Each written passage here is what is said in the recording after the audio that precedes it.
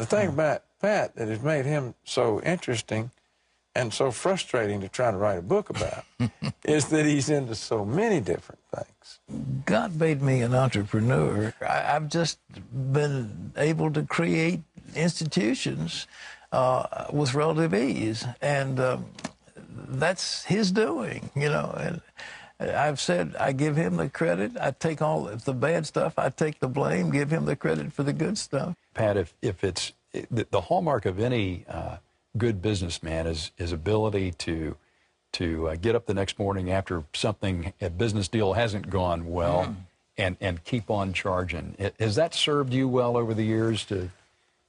Oh, I've had some desperate disappointments, and it hadn't been easy. You know, the Apostle Paul said, through much pressure we enter into the kingdom of God. And the word pressure, I love that Greek word thalipsis, which is pressure. It's translated tribulations. We meant, but there's pressures.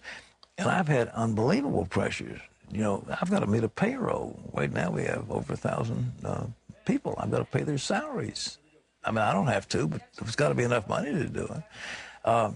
Then I've got a university. They've got another 500, 600 people. So that's, you know, and then overseas, we've got probably altogether maybe 3,000 employees.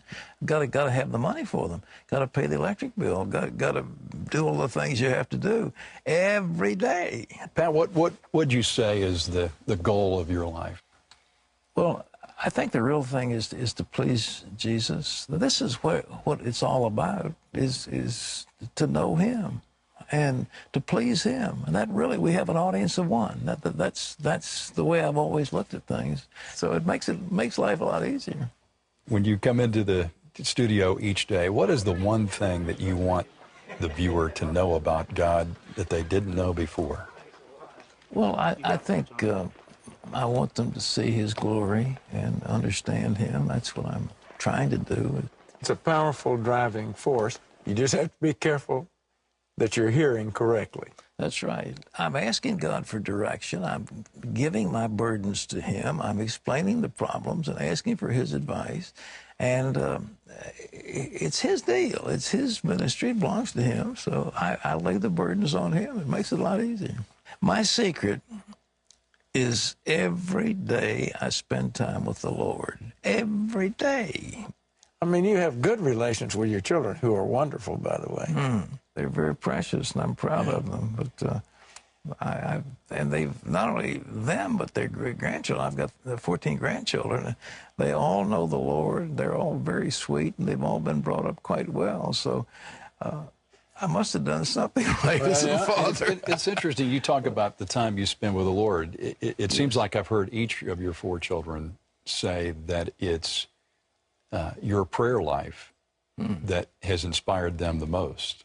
Everybody says he listens to Dee Dee more than anybody else. I do listen to, but you know, Dee Dee and I pray together. That's one of the wonderful things. When we have really serious issues, we get together and pray, and I ask God to speak to her and to speak to me, and we compare what God is saying. And one time there was an issue where I said, Lord, what should we do? And the Lord said, listen to your wife. And that was, I said, dear, what do you want to do? And so we did what she said.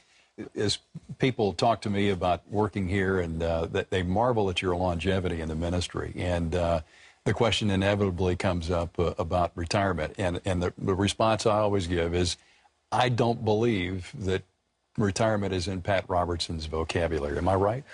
Well, not so far. You know, Lee, I've kind of wanted to kind of rack it up. I had some health issues, and they were giving me medicine that was just absolutely tiring me out. I was exhausted all the time, and I was just thinking that as soon as I can hang it up and go sit in a rocking chair, the better off it'll be. But after they fixed my heart, and for better or for worse, I've come back stronger than ever. So that's the part of your life that I find the most amazing. I'm quite a bit younger than you are. I have the same condition, and when I saw you come in here after a few months ago, after that recent surgery that you had, I stood there in amazement. But I came away with the assumption that you really had to be here in order to recover. Am I right about that? Well, it sort of is. Yes, yes. This is my life, and I love it. And but I love the Lord, and I don't mind going home to be with Him when the time comes. So I'm in no hurry to leave, and Paul said I'm in a strait betwixt two, you know, whether to depart and be with the Lord, which is far better, or to remain in the flesh, which is needful for you. So, Pat, what would you like your legacy to be? I think what they said about David, he served the Lord in his generation. I've lived a very good life. I can't complain. God has really blessed me, and blessed me in every way known to man. A beautiful family, wonderful grandchildren, a lovely situation, marvelous people working with me. I mean, it's just been a good thing. Well, Pat, it's a great story, and let me show this on the camera. It's called, well, it's an easy title, Pat Robertson. And there's a picture of this smiling guy on the front cover. This is a monstrous book. How many pages are in this thing? it's about 500 pages. It's about 125 pages of footnotes. You've worked for a couple of years. This is indefatigable, so congratulations, and I hope it is successful with the general public.